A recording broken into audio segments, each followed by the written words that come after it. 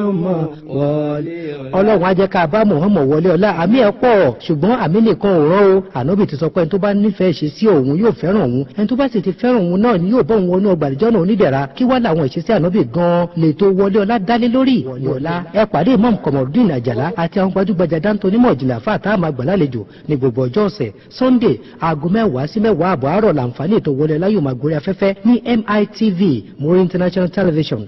Wọlé ọlá 10 to 10:30 a.m. every Sunday. Wọlé ọlá àwòkọ́ṣe tó dára jùlọ fún gbogbo ẹ̀dá lára Ànábì ló wà.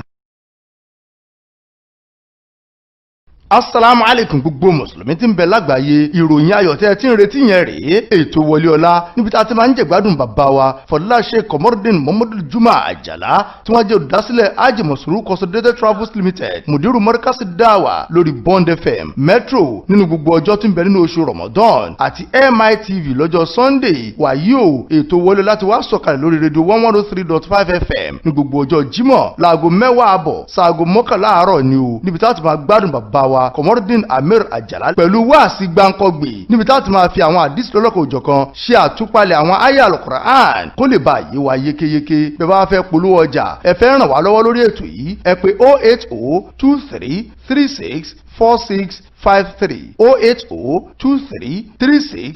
08023364653. Ètò Wọlé Ọlá pẹ̀lú Amir Komorudeen Àjàlá kò ṣeé má gbọ́ ni o lọ́jọ́ Jímọ̀ tó ń bọ̀ yìí lórí rédíò 103. أعوذ بالله من الشيطان الرجيم بسم الله الرحمن الرحيم يا أيها الذين آمنوا اتقوا الله حق تقاته ولا تموتون إلا وأنتم مسلمون يا أيها الناس اتقوا ربكم الذي خلقكم من نفس واحدة وخلق منها زوجها وبث منهما رجالا كثيرا ونساء واتقوا الله الذي تساءلون به والأرحام إن الله كان عليكم رقيبا يا أيها الذين آمنوا اتقوا الله وقولوا قولا سديدا يصلح لكم أعمالكم ويغفر لكم ذنوبكم ومن يطع الله ورسوله فقد فاز فوزا عظيما وخير الكلام كلام الله وخير هدي نبينا محمد صلى الله عليه وسلم وشر الأمور محدثاتها وكل محدثة بدعة وكل بدعة ضلالة فليعوذ بالله من ذلك. Ọlọ́run kó bọlá kọlá ọṣẹ Ọlọ́run kó buyì kúnyì ànábì kó paná adébọrẹ kó gbé súnà ànábì Muhammad ga kí Ọlọ́run kó wá fún ànábì ní àga wàsíìlà.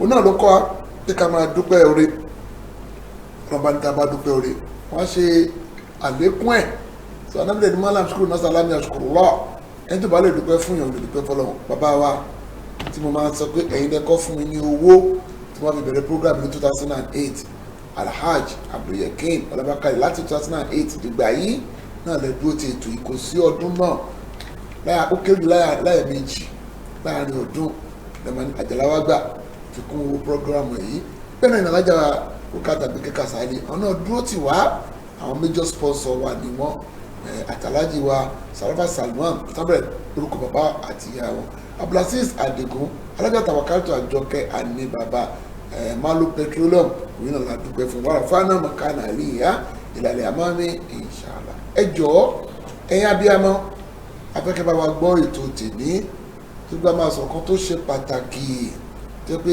Ọlọ́run jẹ́ káwa rí sọ Ọlọ́run jẹ́ kẹ́yìn náà rí gbọ́ torí pé Ọlọ́run kò ní dáàrin àwa àtọmọ wa kò ní dàrú kò ní dáàrin àwa àtọlọ́ba náà kò ní dàrú gbogbo ló dẹ̀ jẹ́ àdánwò ara kan àdánwò yẹn àfẹ́sọ̀ pẹ̀lú èdè. We thank Almighty Allah for His benevolence. Inshallah, we are going to discuss an issue concerning one of our sister at Ilorin, Ajia Basirat Yunus, and her parents. We are going to offer an advice to settle the issue. May Almighty Allah make it easy. Bákan náà, láti tún sọ̀rọ̀ nípa COVID-19 kí ni ìmọ̀ràn tá a fẹ́ fún wa ń bẹ̀. We are going to talk also and give an advice on COVID-19. So let's start with the issue of COVID-19. Ẹ̀yin èèyàn wa àdánwò ní tó wà nílẹ̀ agbára ẹnìkankan ò ká mọ́ àfagbára Ọlọ́run ó ti di láháúlà wà lákòwátà ìlànà pẹ̀lú bó ṣe projection wọn yìí pẹ̀lú projection tí wọ́n gbé kalẹ̀ yìí ó kéré jù bóyá nínú September October láti máa rí relief so tí o bá tẹ̀ the end of December gan oyè Ọlọ́run but the number continue increasing. And there's no antidote, there's no vaccine, there's no injection worldwide, not only in Nigeria. People are losing their job. People are hungry, including I. No job, nothing. We rely only on Allah. But as a Muslim, let us give an advice. Get me what's to me. Ẹ jẹ́ ká ní sùúrù. Ẹ ká ní sùúrù. Ẹ ká ní sùúrù. Ká má torí tó wà yìí ká fi ṣe Ọlọ́run. Tá bá sọ nípa sọ́bùrù mẹ́ta náà pín sí o. When we are talking about patient, it's being divided into 3. As-sabru ala ta'a. Ká ṣe sùúrù láti tẹ̀lé Ọlọ́run, òfin Ọlọ́run. Patient in following Allah's law. As-sabru ala al-ma'asiyat. Ká ṣe sùúrù ká má ṣe Ọlọ́run. Mi ẹ̀kọ́ bá ní à ń gbé kókè lówó lọ́wọ́, wọ́n ń ta yà, wọ́n ń ṣe ìyàwó wọn lówó lọ́wọ́, wọ́n ń ṣe kí ni wọ́n bá wọn ṣe. Sùúrù lórí pé ká má ṣe Ọlọ́run. Sùúrù ẹlẹ́ẹ̀kejì ni ẹ o. Ẹlẹ́ẹ̀kẹta ni as-sabru ala al-bala ìyẹn ló ṣẹlẹ̀ yìí o. Sùúrù lórí àdánwò. Torí pé à ń lo face mask, à ń ṣe à ń fọwọ́ wa kọ́ ni ò jẹ́ kó kàn wá o. Àwọn tó dẹ̀ kan náà lo face mask wọ́n ń fọwọ́ o. Ọlọ́pàá ò jẹ́ kó kàn wọ́n tí ó ti kàn. Àwọn tó dẹ̀ kan náà fọlọ́ láàfíà. Not because of our face mask or sanitizer. Allah protection is still on us. So, ẹ ká ní sùúrù. We should not look for shortcuts. Because at the end of the day, the pandemic is going to be off. It's going to clear. But the sin will be there. Ẹ jọ̀ọ́. Ayé àlọ́kọ̀ọ́ ta máa kọ́ mọ́, ayé mẹ́ta náà la máa mú wa lórí ọ̀rọ̀ sùúrù yìí. Quran 3 verse 200. Ayé tó gbé sọ́tì Moran. Ó yí ayọ́ làdí náà mọ̀ ọ́nà onígbàgbọ́ òdodo. Isbiru wasabiru warabitu wattaqullah la'allakum tuflihun. Ẹ̀yin onígbàgbọ́ òdodo ẹ ṣe sùúrù o. Ẹ máa sọ fẹ́yìn kan máa ṣe sùúrù o, ẹ tó wá ní faradà. Méjèèjì ló wà ń bẹ̀. Ìyàtọ̀ wà láàrin patient and perseverance. Ìfaradà gan ju sùúrù lọ. Ẹ jọ̀ọ́. Wọ́n tẹ̀ máa ń lo kí ní bá fi pò gógóró kò ní mú yàn. Ọlọ́wọ́ ìfowópamọ́ sára ògógóró. So gbogbo ẹgbẹ́ kan mú oríṣi ogun wá o. Do not commit sin because of this pandemic. Allah said, oh, you believe, be patient, encourage patience, and be perseverance, so that you will be successful. Ẹ jọ̀ọ́, ẹgbẹ́ à ń bẹ̀bẹ̀ ni, torí pé ayé àtọ̀run ò ní tọ́ o. Ká má torí pandemic máa wá lọ́wọ́ àparọ́ fáwọn èèyàn ká lè bá àrò oúnjẹ jẹ, ká lè bá àrò mímu, ká lè bá ilé gbé, ẹ̀ṣẹ̀ ò ní kú òǹlẹ̀ o. Ẹlẹ́ẹ̀kejì, Suratul Baqarah, Quran 2, verse 153. Kí ló sọ bẹ́ẹ̀ náà? Ó ní yàyọ́ làdínà mọ̀nù. Easter inú bí sọ́lú wa sọ́láàt. Iná láàmà sọ́bìrín. You can see. Ẹ̀yin onígbàgbọ́ náà ló tún pè ń bẹ̀. Ó ní ẹ wá ránṣẹ́ Ọlọ́run pẹ̀lú sùúrù àtàdúà. Ọlọ́run bá ń bẹ pẹ̀lú onísùúrù. Oh, you believe. Seek Allah assistance with patience and prayer. For Allah is always with those who are patient. Àti kọ́ aládùá yẹn, Allahumma inni a'udhu bika minal barasi wal junun wal juz'am wa min sharri al-asqami. Ó mọ̀ yẹn àtúkàlẹ̀ mọ́ ti láì àtàmà ní sharri ma khalaqa. Ẹlẹ́ẹ̀kejì ni yẹn o. Around everybody. Ẹlẹ́ẹ̀kẹta, Suratul Insan, Al-Ata, Quran 76, verse 12, lórí oníwájàzáwó bima sabaru jannata wa harira. A san wọ́n lẹ́san lórí sùúrù tán ṣe pẹ̀lú ọgbà àlùjánnà. Allah said, I'm going to compensate or reward them with al-jannat firdaus because of their patience, because of perseverance. Ká ní ọgbẹ́ wà nílùú kan ní àwọn àti sá lọ́bẹ̀ gbogbo òlú ló wà. So mójútó ọmọ skul fẹ́ wọlé àwọn ọmọláṣẹ́ ara ní wá kúrò àwọn táà kékeré afẹ́túnwá kálíbà àrùn gbà aráyè sí lọ́n dáadáa bá ṣe fẹ́.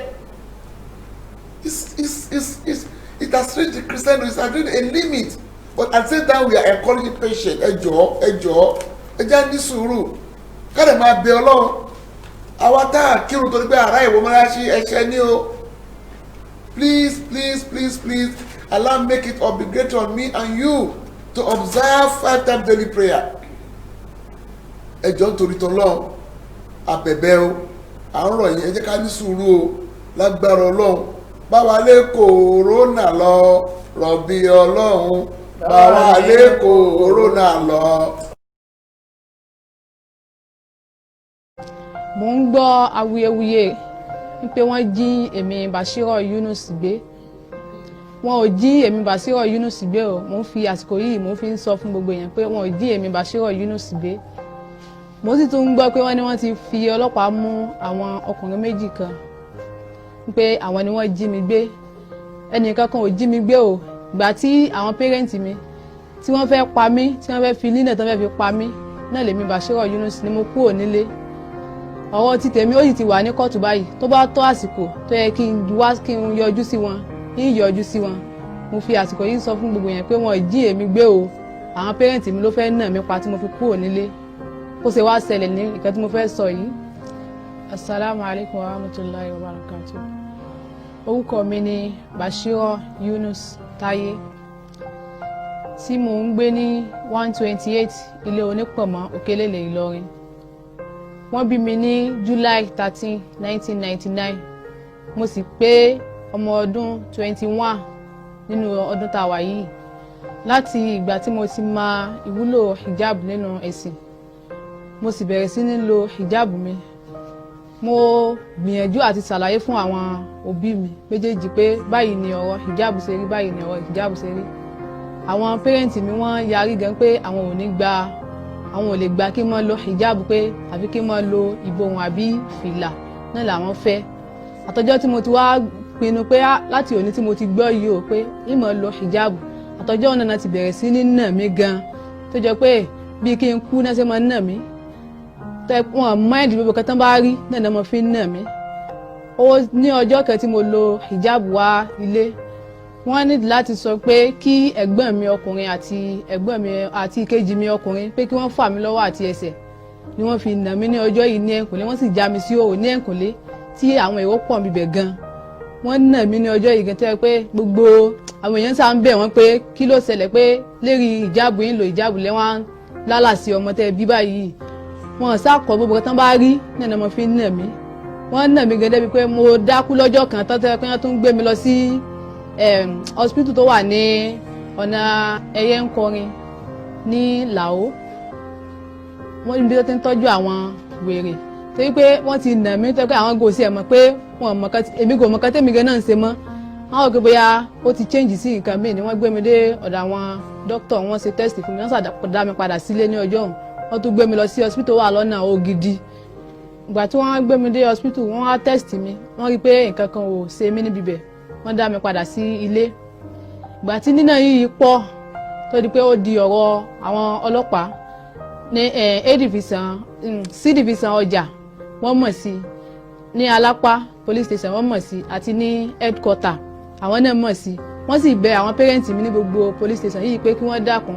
pé àwọn mọ ìwúlò hijabu yìí nínú ọ̀rọ̀ ẹ̀sìn wọ́n sá ṣàlàyé fún àwọn parents mi bọ̀ àwọn parents mi ò gbà tábà tún délé padà ní headquarter sí ẹni wọ́n ti bẹ̀ wọ́n púpọ̀ jù adélé wọ́n kọ undertaking ní headquarter pé àwọn ò ní nà mí mọ́ àwọn ràn mí lọ sí school débi pé wọ́n tún invite àwọn human rights lawyer pé ọmọ yìí ó ti tó èjì tẹ́ pé ó ní freedom of religion ó lè ṣèkan tó bá wù ní ó lè ṣe ẹ̀sìn tó bá wù àwọn parents mi ṣàjákú náà ni pé àwọn ò ní gbà pátá kúrò ní headquarter tán kọ undertaking tán tá a padà délé wọ́n tún bẹ̀rẹ̀ sí nínà mí gan tẹ́ pé nínà ti tẹ́lẹ̀ gan ó tún wá ju tèyí tí wọ́n ẹsẹ̀ tó nà mí gbà tá a kó headquarter tán wọ́n nà mí gan débi pé bí ọ̀rọ̀ police station ọjà bó ṣe jẹ́ nígbà tí tí wọ́n nà mí nílé tó pọ̀ jù ni mo kúrò nílé ní ọjọ́ ọ̀hún gbà tí mo kúrò nílé ni mo gbọ́ pé wọ́n mú àwọn ọkùnrin méjì tí wọ́n mọ àwọn ọkùnrin òun mọ̀ mí tí wọ́n èmi àtàwọn ọkùnrin tá a mara wa rí ni mo gbọ́ pé wọ́n ti fi ọlọ́pàá mú wọn pé àwọn ni wọ́n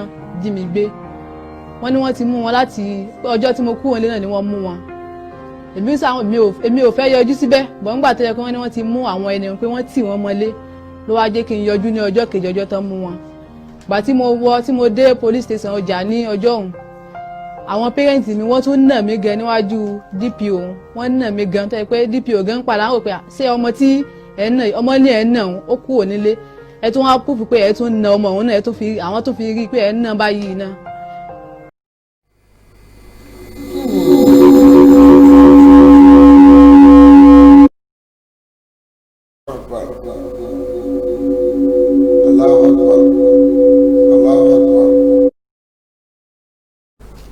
ẹ̀yin tí ẹ wà ń lé ẹ ti gbọ́ ti ẹnu Hajiya Bashiro Yunus a play ti aṣojú àwọn mọ̀lẹ́bí náà ká tó fún wọn nímọ̀ràn. I think those of you listening at home, you have listened to the story of Hajiya Basira Yunus, but I'm going to play the other side also. So we're going to balance it. That's investigative journalism. So we are going to give both side advice what to do. She said she was beaten thoroughly because of hijab. Ẹ ká gbọ́ ti aṣojú àwọn mọ̀lẹ́bí, kí ló tán fi ń nà, kí ló ṣẹlẹ̀ gangan? Ó yá bismillah. So jama mùsùlùmí ẹ dákun torí tọlọ́hun ẹ gbà wá o, orúkọ bàbá wa ìrùlálì jẹ́nà yìí òun ni wọ́n fẹ́ bàjẹ́, òun ni wọ́n fẹ́ stay, tí bàbá yìí sì ti ń ṣe wàhálà bọ̀ lérí àwọn ọmọ yìí, lérí ọmọ ọlọ́mọ àtà tí bàbá yìí fi gba àtẹ́bíṣe. ń sọ̀rọ̀ ní ó kọ bàbá wa ìrùlálì jẹ́nà fún gbogbo ayé tí bá ń wò mí lérí fídíò yìí kẹ́ gbọ́ wa ẹ dákun torí tọlọ́hun, ọmọ yẹn ọlọ́hun níjọ́ dọmọ ọlọ́mọ o, èkejì rẹ̀ náà ń bẹ́ yà yín tá a jọ wá ń gbà wọ́n pè mí sí rí ètò yìí mo mọ́ lọ́wọ́. Orúkọ tèmi ni afa Misbahuddin Imam Alikinla Ìrùlálì Janna. Mo wá láti wá fèsì fún ọ̀rọ̀ tí Basiratu Muhammad Yunus tí ó sọ tí gbogbo wa tí à ń wò káàkiri ní eré Facebook ni. Mo fẹ́ kí gbogbo ayé máa gbé gbogbo tí Basira sọ sí eré kíní yìí, mo fẹ́ jẹ́ kẹ́ máa gbé irọ́ ńláńlá ni tó jìnnà sí òótọ́, tí a rí nírè pé gbígbà tí èèyàn fẹ́ báyàn ní orúkọ jẹ́, tí wọ́n sì ń lo ọmọ yìí láti bà àwọn bàbá rẹ̀ ní orúkọ jẹ́ àti àwọn ìyá rẹ̀. Léyìí tó já sí pé ọ̀rọ̀ tí à ń sọ yìí ó ti bẹ̀rẹ̀ tipẹ́ ní nǹkan bíi last year tí ìyá tó bí Basira tí ó darí hajj. Òun ní Basira lè bá màmá rẹ̀, ó ní màmá òun ní àlejò kan tó fẹ́ wá kí i. Màmá rẹ̀ wá sọ fún un pé ta làlejò náà, bó làlejò náà jẹ́, ọkùnrin àmì àbúbẹ̀rẹ̀. Ó sọ fún màmá rẹ̀ pé ọkùnrin ni. Màmá rẹ̀ níbo lọ jẹ́ sí ọ, ó ní ọkọ tí òun fẹ́ fẹ́. Màmá rẹ̀ wá sọ fún pé Basira ẹni tí o ní o fẹ́ fẹ́ ìṣó ti sọ fún bàbá rẹ̀ tó bí ọ, èyí ò jẹ́ bàbá tó bí gangan, ó lóun ìsọ fún wọn. So ti sọ fún bàbá rẹ̀ àgbà, èyí ò jẹ́ àwọn àfáà wa Ìrùlálì Janna tí gbogbo yín gbọ́ yìí, ó lóun ìsọ fún wọn. Ìyá wọn ní mọ́ gbọ́rọ̀kọ́rọ̀ wá wájú òun torí pé òun nípa kan lẹ́yìn àwọn tí ó bí ọ yìí, òun gan fúnra àwọn ọ̀rọ̀ tòun náà àwọn tóun kò lọ wájú wọn. Ibi tí wọ́n béèrè ọ̀rọ̀ yìí sínú ìgbà tó dijọ́ àjọyọ̀ tí wọ́n ń ṣe àjọyọ̀, gbogbo àwọn tó wálé látòkò Aláró, ibi tí kálukú ti wálé, wọ́n rí ìṣesí Basira pé ìṣesí rẹ̀ ń yàtọ̀, pé Basira kò tẹ̀ fáwọn tí ó bí àwọn tó bí bàbá rẹ̀, gbogbo bàbá tí wọ́n ń bẹ lọ́hùn. Èyí ló fà tí wọ́n fi pe màmá rẹ̀, ìwọ màmá Basira ó rí ọmọ rẹ̀ báyìí ṣe é ṣe pé ọmọ rẹ̀ ti gba ẹ̀sìn ni. Ìmẹ̀dé gbogbo wọn lọ lè bá àfáà wa Ìrùlálì Janna, wọ́n ṣàlàyé fún wọn. Ìgbà tí wọ́n ṣàlàyé fún wọn pé nǹkan táwọn rí tí Basira ń ṣe nù, màmá rẹ̀ àfáà ní kó ń pe màmá rẹ̀ wá. Màmá rẹ̀ dé ọ̀dọ̀ àfáà, wọ́n ṣàlàyé fún wọn pé Basira ti wá bá wọn rí, ó sì sọ fáwọn nípa arákùnrin kan. Àwọn sì béèrè lọ́wọ́ rẹ̀ pé ta la arákùnrin náà, ó ní Àlí ni orúkọ rẹ̀. Màmá rẹ̀ ní àwọn sọ fún pé sí kìí ṣe àwọn oníṣòkòtò tófétófé àwọn alùsúnà. Ó sọ fún màmá rẹ̀ pé alùsúnà ni, pé òun yìí ṣe tẹ̀bùlíìgì. Màmá rẹ̀ ní ṣe bá alùsúnà ni òun náà. Màmá rẹ̀ ní kó má gbọ́rọ̀ kọ̀rọ̀ ní iwájú àwọn, kó má gbọ́rọ̀ kọ̀rọ̀ déwájú àwọn, láì mà pé kíní yìí ti jẹ Basira la. Eléyìí ló fà á, àtijọ́ náà ni èdè àìyedè ti ṣẹlẹ̀ láàrin òun àti bàbá wa Ìrùlálì Janna, pé òun ló ṣe máa dúró lé wa lérí. Bàbá wa gbé Basira yìí, wọ́n gbé sínú mọ́tò, wọ́n gbé lọ ọ̀dọ̀ ọmọ tá à ń pè ní Àlí. Ọmọ yìí tó wú ní kọ́nà jagun, bàbá gbé Basira dọ́dọ̀ rẹ̀. Sọ ọmọ Basira rí, Àlí sọ pé òun máa rí. Basira sọ ọmọ Àlí rí, òun náà lóun máa rí. Kí ni bẹ láàrin yín? Àlí sọ pé Basira ní òun fẹ́ fẹ́ òun. Bàbá wa Ìrùlálì Janna ń béèrè lọ́wọ́ rẹ̀ pé ó fẹ́ fi àbí wọ́n lọ fẹ́. Ó ní bẹ́ẹ̀ bá ti wí náà ni. Bàbá ní ọ̀dà, kò sí wàhálà ń bẹ. Àwọn ò ní ẹ má fẹ́ ra yín nígbà táwọn ò ní fi ṣe aya, ẹnìkan náà ni ó fẹ́. Àmọ́ táwọn fẹ́ kọ́ ọmọ ni pé táwọn ti ń bọ́ sọ̀rọ̀ yìí tó dúró lé àwọn lérí yìí, gbogbo ẹni tí ó bá fẹ́ ọmọ àwọn yóò tẹ̀ fáwọn o, torí pé àwọn náà tẹ̀ fún àwọn ìyá tí ó bí Basira yìí nílé ìyá rẹ̀, àwọn náà lè ṣe àná. Àlí ń sọ fún bàbá ń jọ́ náà pé òun ò lè tẹ̀ fún wọn. Eléyìí ni wọ́n bá túká láàrin ara wọn. Bàbá wa wọ́n gbé Basira sínú mọ́tò, wọ́n gbé lọ lé àwọn Àlí yìí, wọ́n gbé délé àwọn Àlí. Alhamdulilayi rabbil alamin, alhamdulilayi rabbil alamin. Mo bí Ọlọ́run kó má jẹ́ kí ẹ̀yin ara ilé ṣì mí gbọ́, àtàwọn tó jà fà àtàtà àjọmọlé kí oyin. I pray to mighty Allah to guide my phone So for those who are listening at home, so you may understand me more better. Ṣẹ́rí kínní ó ṣẹlẹ̀ síbẹ̀ ni ó ti ṣẹlẹ̀ sáwà láti 1987 mo ti wà yóò sí mọ́. Tí ẹ̀sìn bá ti dé ibì kan àgàẹ̀sìn súnà bó ṣe máa ń rí nìyẹn bó ṣe máa ń rí gangan nìyẹn. Kò wá sí pé jẹ́ pé àwa fi farabalẹ̀ ni pé ó ṣọlọ́ bá ti sọ ó ní bàdà alìsìlámù kẹrì ọ̀sàwòdù kàmọ̀ bàdà fàtúbà gòròbà.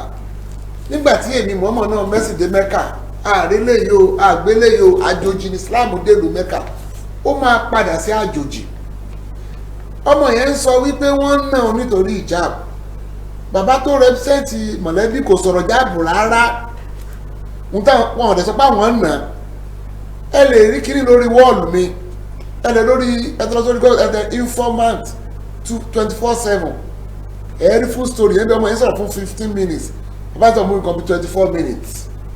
Bẹ́ẹ̀ kí ni Islam sọ ní kẹ́kẹ́ sọ àwọn ò sọ pé àwọn náà ń torí jab kó náà sọ mọ̀ pé ó lè máa lò jab àmọ́ kò tẹ̀ fáwọn ọkọ̀ ẹ̀ náà fẹ́ tẹ̀ fáwọn that is ọ̀rọ̀ kíkí nìyẹn ń gbà yẹn ọ̀rọ̀ kíkí ni kíkí tí Islam gbé ẹ̀kọ́ ní kíkí tí ò bá gbé kalẹ̀ kákọ́ gbọ́ yẹn yé dáadáa gbọ́dọ̀ ẹ̀ ṣe ń kíyàn lóríṣiríṣi ìlú ọ̀tọ̀ọ̀tọ̀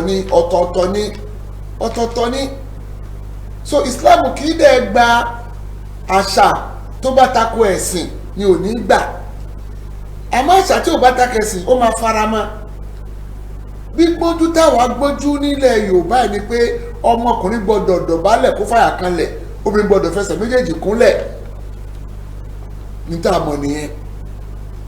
Àwọn àfáà tó wá gba ìsìláàmù lákọ̀ọ́kọ́ wọ́n rí ọgbọ́n dá sí wọ́n fi mú ìlóṣó wá ẹ̀rí àfáà kan kó dọ̀bálẹ̀ kó bí kó kúnlẹ̀ ọmọ alóṣó ni because in Yoruba land the best one they agree that you are greeting them is to prostrate for male and to kneel down for females but in Islam it's null and void.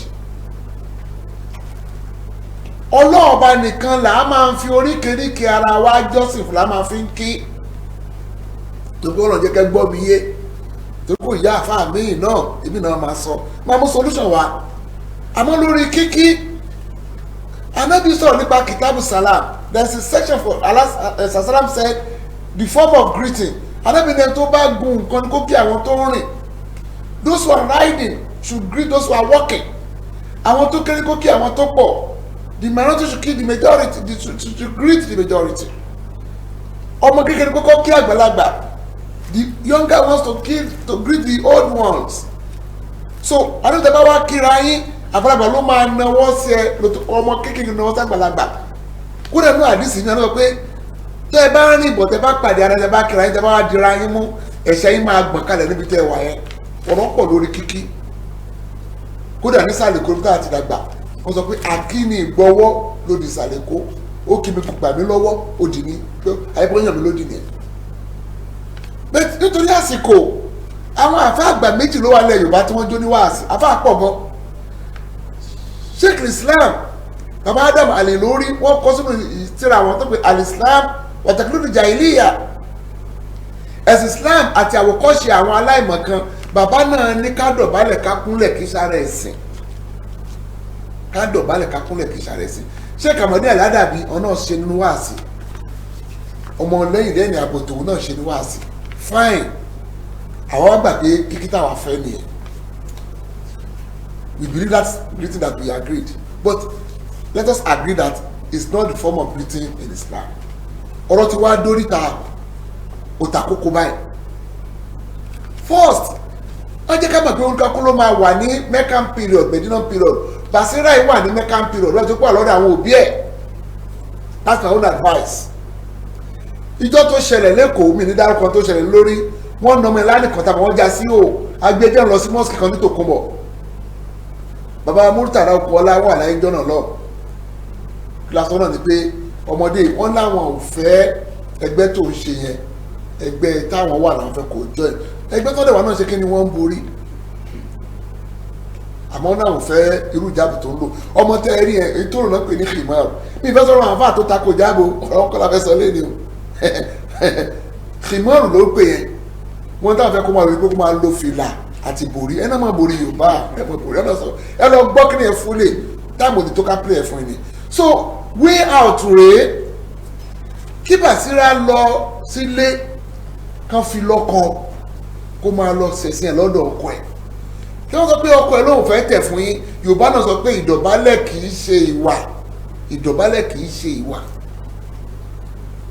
tó yẹ tó gbé kò dọ̀bálẹ̀ fún wa a lè fọmọ fún that's not an excuse in Islam that is not a reason for not giving him wife so ká fọ sáà ká ọmọ tó bá lè tọ̀rọ̀ bálẹ̀ fún wa rárá o ìdọ̀bálẹ̀ yẹn kò sí lára criteria tá a fi ń fẹ́ yàwó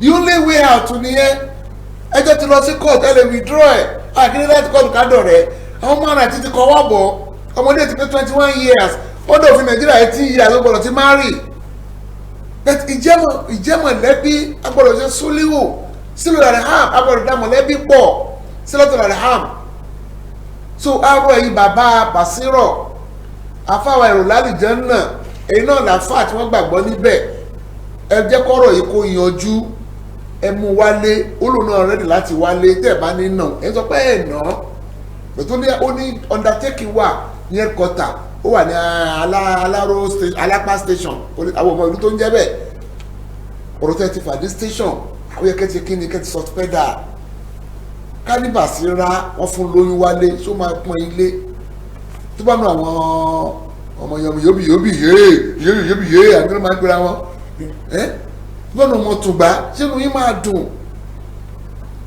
ìbòrí ìbojú ìmúra Islam kò sáfà tó máa takò àfẹ́fà sọ pé ìyàwó ẹ̀ kì í múra bẹ́ẹ̀ torí tó bá ní rẹ̀ kò lè fẹ́ràn ẹ̀ ni. We are using this opportunity pleading for the parent to allow her to practice Islam, her religion. If it's only for kneeling down, that's not an excuse for denying her rights. Kneeling down, prostrating is Yoruba custom. Bọ́mọ bá lórí ìbò tó bá dé aráàlóyìnbó tí wọ́n wá tá a bí Nàìjíríà ní. Ẹ má jẹ́ kí yẹn ọmọ wa tó bá ṣẹ̀sìn lẹ́nu tí wọ́n bá ọlọ́ba ní kán tẹríba fún yín tòótọ́ àmọ́ ní Suratul Luqman ó ní wàyí ń jà á dákà Allah tó kà bí mọ́ lẹ́sẹ̀ alákàbí ìfọ̀lá tó ti mọ̀ tẹ́bá ní kán wá ṣe nǹkan míì tó yàtọ̀ sẹ́sìn ìbá ní kán wá dà kọ́ pípọ̀ lọ́wọ́ ọlọ́ba kán má tẹ̀lé yín tí mo sọ yìí ó máa bí àfáà mi ni torí pé àwọn alásàlátù gan kúnlẹ̀ fàáfà kúnlẹ̀ fàáfà so kò lè yẹ́lò míì òun náà kà kúrà bàbá bọ̀ lẹ́ẹ̀dọ̀ kúnlẹ̀ bàbá bọ̀ lẹ́ẹ̀dọ̀ bálẹ̀ àwa wà ń lé kí o bàbá wa Fadilatu Sheikh Suglur Sunusi tẹ́fàjẹ̀ ìjókòó mẹ́ta lọ́lẹ́ ọlọ́pàá tó jù mí lọ àwọn ọ̀kan ní kí bàbá dámọ̀ náà rẹ́ nìkan tó rí wọn tó fẹ́ tó sáré bọ̀ bàtà tó ń bọ́ bàtà ẹ bá dáńgbà náà gbà tó rọ́pò fẹ́ kí mi a ti wà ní wáàsí bàbá Kamaludin táwọn èèyàn dìrọ̀ wọn ni ẹ jókòó wọn bàbá yìí wọn ṣo ní ìgbéraga nígbà tí àwọn afáà ti bá rí bí wọ́n ti ń ṣàlùwàlá fáàfáà mi tó dẹ̀ kì í ṣaká òní lẹ́pọ́sì. So ọ̀nà àbáyọ advice tàwa nìyẹn ẹ jẹ́ kó má rí kó máa lọ sọ́dọ̀ ọkọ ẹ̀ kó máa lọ ṣẹ̀ sí ẹ̀ ń bẹ̀ ẹ̀sìn Islam náà ni tí a máa ń gbàgbọ́ ìjura wa lọ òfin Ọlọ́run ni ọ̀rọ̀ hijab wọn dẹ̀ kí múra bẹ́ẹ̀ tẹ́lẹ̀ kì í ṣe àdà asọ́lá ìmọ̀ye ìgbà 2010 láti sọ̀rọ̀ yìí kò ṣe àdà kì í ṣe culture lọ́pẹ́ culture ní kò náà sọ́dọ̀ pé látàbá rùjù tàbí ọjà ìjà ìlàtẹ̀lẹ̀ òòlà ẹ má máa jáde ìjáde aláìmọ̀ kan bọ́n ṣe máa múra tẹ́lẹ̀ kọ́ yẹn kọ́ ló bá sọ pé yíyá ìlú ànàbí àwọn ọ̀ràn mẹ́ta lọ́lọ́ bá pẹ̀lú Suratu Ahzab yẹn Quran 3:59 kọ́ níbí nǹkan kul azwajika sọ fáwọn ìyàwó rẹ wàbánátíkà ọmọ rẹ lóbìnrin wà ní sáìlì mùmí àti gbogbo àwọn obìnrin ní sáìlì mùmí ní ló kó wọpọ̀ ló kó ìyàwó oníkàlùkù wa pọ̀ yòdì ní ìnáwó yìí náà mí jà lábìbí yìí náà kí ló ń pè ní jalbab àtúntà máa wọ̀ látòkè tó máa kọ́ ló ń jẹ́ jalbab gbé dictionary kò béèrè gbé Google kò béèrè Arabic dictionary wọ́n á gbé wá fún ẹ what is the meaning of jalbab? It's a flown gown from head to down jalbab náà pé ẹ bá sọ̀rọ̀ gba hijab gàgá ló ń jẹ́ hijab Arabic terminology nìyẹn. Ọlọ́run bá ti sọ ìmúra obìnrin kì í yẹn ò wá gbọ́dọ̀ da mọ̀lẹ́bí rú. Àrò wá ẹ̀tọ́wò kì í wòran. Even gan in the olden dress ẹ wo dressing gbogbo fíìmù tẹ bá wo tó bá picture tó ń sọ nípa Jésù aṣọgbàdé ni Jésù máa ń wọ̀ Maria aṣọgbàdé ni Maria máa ń wọ̀ máa Jésù. Ẹ wá gbogbo àwọn àǹtí àbí wọ́n máa ń pè wọ́n àwọn sista ẹ wọ́n aṣọ tó ń wọ̀ obìnrin kì í wọ aṣọ kó fara lẹ̀. Èyí tẹ́ ẹni kó máa lò bò rí wá náà rí bò rí tó máa ń rà o gbogbo àwọn máa fi lẹ̀ ó máa jábọ́ ara tó fa rẹ́pì tó kún rẹ́pì ò da ìfù ní rẹ́pì tó bá rẹ́pì kan rẹ́pì rọrùn gan ni èmi àríkọ́ kéèkọ́ ọmọkùnrin ẹ̀ kọ́ sọ sódò. Àmọ́ torí pé ọ̀pọ̀lọpọ̀ àwọn èèyàn múra dáadáa wọn ò múra dáadáa mọ́ lẹ́nì orin ò da fíìmù tó ń ṣe ò da gbọ̀ntàgbọ̀n ní mùsùlùmí tó ń ṣe fíìmù gan fíìmù wèrè náà ń ṣe máa bára wọn sùn máa gbé síra lẹ́rẹ̀ gbé ọmọ kékeré rí wọ́n ní sẹ́ẹ̀tì fún so àrọ̀ wá nítorí tọ́lọ́run this issue has to be resolved amicably and the only thing is to have compromise for Basira and her parents. She should have compromise by going back home to ask that she want to be married. Let them marry her to his fiancé. So he should go and practice the religion of Islam without any hindrance in her husband's home. And you as a parent should continue praying for her. Ẹ máa gbàdúrà ẹ máa dunu kọ́ ọ́n ṣe kí ni ó lò jáàbù ni. Tẹ bá gbọ́ kí yẹn délẹ̀ ẹ mọ̀ pé ọmọ yẹn lè gbogbo ẹ̀ parọ́. Tẹ bá gbọ́ tàfà yẹn pé ọ̀fà yẹn kò sọ pé wọ́n nà ni. Pété ọ̀sán tó ní pé kò tẹ̀. Ó náà ló wá lé tó ilẹ̀ wa lọ́mọ jáde. Pé púpọ̀ tẹ̀lé sí lọ gbá tẹ̀mú lọ́tọ́ àwọn àfáà pé kán bá yẹn tún fún kọ́ndítírà fún ìwà tẹ̀mú lọ́tọ́ àwọn àfáà àdúrà dárúkọ wọn tó sọ wọn di wèrè mọ́ra wọn tó sọ wọn mọ́lẹ̀ wọn tó di awèrè. Ṣèjọ́ torí tòun ẹ má ẹ̀kọ́ rọ ọmọ lò jáàbù wọn ẹ̀kọ́ lọ jáàbù kan báyìí lẹ́fẹ́ ẹ má ẹ̀kọ́ di tí ẹ máa lé ọmọ síta àbí Ọlọ́run bá kó bá yanjú ẹ̀ ní ti dáadáa kó fún wọn náà ní ìmánì tí ó fi lo ìgbésí ayé akọ̀lẹ̀ kan lè àtà ọ̀sánfúnlá àdéwálà kan iná làǹkà fún ìfàkọ̀ mẹ́tàlá. For this opportunity, we pray for Metala to give Basirat Yunus steadfastness so that he can stand on her ground. And when Metala has settled the dispute in a better way, ó ṣe rí nìyẹn. A fẹ́ kíkan fi àwọn bàtà wíwọ̀ kan hàn yín ó níbi tàbí gbé bàtà wò ó oríṣiríṣi bàtà ni a gbé wá. Kí ló fi gbé wá ni pé ẹlẹ́hà ló ń ṣe bàtà yìí ẹlẹ́hà. Tọ́mọ káwọn ilé àwọn òṣìṣẹ́ òkìlẹ̀ ẹlẹ́yà máa ń tà ẹlẹ́yà professor wa tẹ̀ bá mọ̀ ẹlẹ́yà engineer wa ẹlẹ́yà pilot wa àtàwọn pé ọmọ tó ń borí wa university náà mú flying colour jáde gbogbo àti tẹ́wọ̀n ẹlẹ́yà ló ṣe so a gbé wa kẹ́lẹ̀ patronize ẹ ṣáàtẹ̀ lórí WhatsApp so number ẹ̀ ní 080-2114-2449 080 ẹ̀rẹ́ bá gbé padà wálẹ̀ kan tí ó tásìkò báyìí wá 2114-2449 so Africa patronize torí a lè máa encourage ẹ̀ láti ṣe mọ́ so èèyàn jókòó lé kò ní kó má wúlò so alẹ́ ẹ̀kẹ́ níta tó fẹ́ sọ ẹjọ́ ẹ̀rọ àwọn private teacher lọ́wọ́ ikọ̀ ń sunkún lórí social media lánàá ni gbogbo àkáǹtì ló ti wọ èmi gan tí mo sọ àkáǹtì mi ti wọ rẹ́ẹ̀dì torí kò sí múra kò sí ají ló múra ló ají ló tata ló yanyan ẹjọ́ àwa tá a ní káràn àwọn tí ò lọ́wọ́ àwọn physically challenge tó wá níjẹ̀jọ́ ẹ̀yìn èèyàn ẹjọ́ ìṣàánú o wọ́n lájẹjọ́ sọ́sẹ̀ 10,000 àwọn rí 10,000 kí ló dé so account number wọn bá wa gbé sórí screen ni wọ́n ti send account number yẹn ẹjọ́ ìyẹn ló dẹ̀ wá jẹ́ kí àwọn èèyàn ará ilé lè rí so tí àwọn wá padà rí gbé wá lẹ́nìí maybe next inshallah please help and we are soliciting for this physically challenged Muslims they really need our support they are using the money to train themselves for vocational job wọ́n ń kọ́ra wọn níṣẹ́ ọwọ́ tí wọ́n ní lè máa tọrọ káàkiri ẹgbẹ́ títì so tẹ́ bá fẹ́ pè mí lórí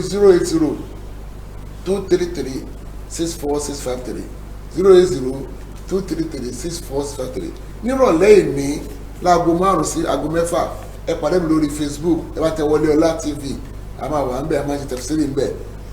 This evening 5 o'clock to 6 o'clock in the evening we are going to do our tafsiri, weekly tafsiri by the grace of Almighty Allah. I want to put our physically challenged in here. So number one ni account number one ni ìjọba wa dá sí. That's the account number for the physically challenged Muslim.